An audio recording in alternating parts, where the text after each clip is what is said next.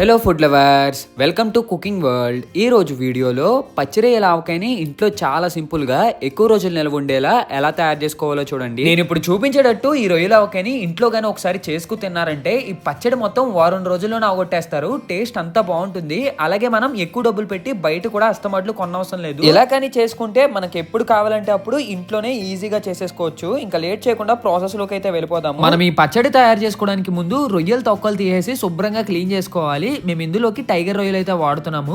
పచ్చడిలోకి ఎప్పుడైనా సరే medium size లో గానీ లేకపోతే ఎలాంటి సైజ్ లో గానీ రొయ్యలు తీసుకుంటే మనకి పచ్చడి టేస్ట్ బాగుంటుంది. కావాలంటే మనం చిన్న రొయ్యలతో కూడా చేసుకోవచ్చు, కానీ కాకపోతే పని ఎక్కువ, అలాగే మనకి తిన్నట్టు ఉండదు అనమాట. ముందుగా ఒక దాకలోకి క్లీన్ చేసి పెట్టుకున్న రొయ్యల్లోకి ఒక టేబుల్ స్పూన్ పసుపు, అలాగే ఒక టేబుల్ స్పూన్ కల్లుప్పు కానీ సాల్ట్ కానీ వేసి ఈ దాకని స్టవ్ మీద పెట్టి లో టు మీడియం ఫ్లేమ్ లో ఈ రొయ్యల్ని ఆగలొచ్చేంత వరకు మనం గరిటెతో అయితే కలుపుకోవాలి.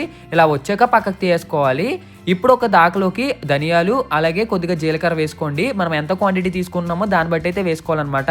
మేము 2 టేబుల్ స్పూన్ల ధనియాలు అలాగే 2 టేబుల్ స్పూన్ల జీలకర్ర వేసేసి బాగా పచ్చివాసన పోయేంత వరకు వేపుకొని ఒక గిన్నెలోకి అయితే తీసుకున్నాము. తర్వాత అదే దాకలోకి ఒక 2 టేబుల్ స్పూన్ల మెంతులు అలాగే ఒక 2 టేబుల్ స్పూన్ల ఆవాలు వేసుకోవాలి. ఇవన్నీ మనం ముందు చేసుకుని పెట్టుకోవడం వల్ల మనకి ప్రాసెస్ అయితే ఈజీగా ఉంటుందన్నమాట. ఈ ప్రాసెస్లోనే చెయ్యండి, మనకి ఈజీగా అయిపోతుంది పచ్చడ. ఇలా చేసుకుని వేపుకుని ఒక ప్లేట్లోకి అయితే తీసుకోండి. తర్వాత ముందుగా వేయించుకున్న జీలకర్ర అలాగే ధనియాలు వేసేసి మిక్సీ పట్టించేసి మసాలా పౌడర్ ఎలా ఉంటుందో అదే విధంగా పౌడర్ కింద ఆడుకుని ఒక ప్లేట్లోకి తీసుకోండి. సేమ్ ఎలాగనే మెంతులు కూడా ఆడేసుకుని ఇలాగ తీసుకోండి. దీంతో పాటు కొద్దిగా నిమ్మకాయలు ఇంకా దీంతో పాటు కొద్దిగా అల్లం వెల్లుల్లి పేస్ట్ తీసుకోండి. ఇప్పుడు ప్రాసెస్ స్టార్ట్ చేద్దాం. ముందుగా దాకలో ఆయిల్ వేసుకుని ఆయిల్ వేడెక్కాక ఇందులోకి ముందుగా మనం వేపు పెట్టుకున్న పచ్చిరొయ్యలు ఉంటాయి కదా, అది ఆగలి పెట్టుకున్న రొయ్యలు ఉంటాయి కదా, అవి బ్యాచ్ వైజ్గా చూపిస్తున్న విధంగా వేసేసి స్టవ్ని లో టు మీడియం ఫ్లేమ్లో పెట్టుకోండి. అలా పెట్టుకుని గోల్డెన్ కలర్ వచ్చేంత వరకు బాగా వేయించుకోవాలన్నమాట. మనం హై ఫ్లేమ్లో అయితే అస్సలు పెట్టుకోకూడదు. హై ఫ్లేమ్లో బాగా వేగిపోయినట్టు కనబడతాయి కానీ అస్సలు వేగవు. ఇలా గోల్డెన్ కలర్ వస్తేనే అప్పుడు తీయండి రొయ్యల్ని. ఇలా వచ్చేసిన తర్వాత ఒక పెద్ద గిన్నెలోకి రొయ్యలన్నీ తీసుకుని పక్కకు ఉంచుకోండి.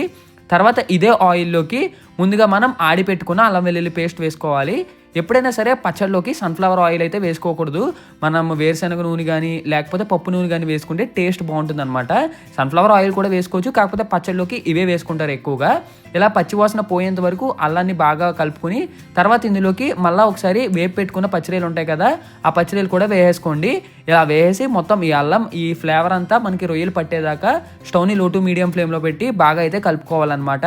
ఇవి కూడా కాసేపు వేపుకున్నాక ఇప్పుడు ఇందులోకి ముందుగా మిక్సర్లో ఆడి పెట్టుకున్న ధనియాలు జీలకర్ర పొడి వేసుకుని తర్వాత ఇందులో 2 టేబుల్ స్పూన్ల మసాలా పొడి వేసుకోండి. మసాలా పొడి అయితే మీరు ఎంత క్వాంటిటీ తీసుకుంటున్నారో దాన్ని బట్టి వేసుకోవాలి. తర్వాత ఇందులోకి 2 కప్పుల కారం వేసుకోండి. పచ్చళ్ళలోకి ఎప్పుడైనా సరే కారం ఎక్కువ పడుతుంది. తర్వాత ఇందులో 1 కప్పు సాల్ట్ వేసుకోండి.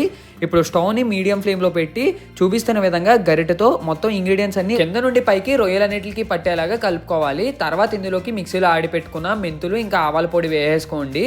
ఇదైతే తక్కువే పడుతుంది, ఎక్కువ వేసుకుంటే మనకి చేదు వచ్చేస్తుంది అనమాట. అందుకే 2 టేబుల్ స్పూన్లు వేసుకున్నాము. ఇదైతే మనం ఫైనల్గా వేసుకోవాలి, అప్పుడే మనకి టేస్ట్ పర్ఫెక్ట్గా ఉంటుంది. ఇలా కలుపుకున్నాక దీన్నంతా ఒక పెద్ద గిన్నెలోకి అయితే తీసుకోండి. గిన్నెకి అయితే అస్సలు తడి ఉండకూడదు, అలాగే గరిటకు కూడా తడి లేకుండా చూసుకోండి. ఇప్పుడు ఇందులోకి 4 నుండి 6 నిమ్మకాయలు తీసుకుని చూపిస్తున్న విధంగా చెక్కల కింద కట్ చేసి నిమ్మరసం తీసుకుని ఈ రసం మొత్తం ఈ పచ్చడిలోకి వేసుకోవాలి. నిమ్మరసం అయితే కొద్దిగా ఎక్కువ వేసుకోండి, అప్పుడే మనకి ఎక్కువ రోజులు నిల్వ ఉంటుంది అనమాట. ఇప్పుడు కింద నుండి పైకి గరిటెతో బాగా కలుపుకున్నాక ఒక బౌల్లోకి కానీ లేకపోతే వేడి వేడి అన్నంలో కానీ తీసుకుని ఒక రొయ్య ముక్క కలుపుకు తిన్నారంటే టేస్ట్ అయితే వేరే లెవెల్లో ఉంటుంది. అలాగే మనకి ఎక్కువ రోజులు కూడా నిల్వ ఉంటుంది అనమాట. That's it for today guys. మీలో ఎంతమందికి రొయ్యల ఆవకాయ ఇంట్రెస్ట్ కామెంట్ చేయండి. వీడియో నచ్చితే లైక్ చేసి షేర్ చేసి సబ్స్క్రైబ్ చేయండి.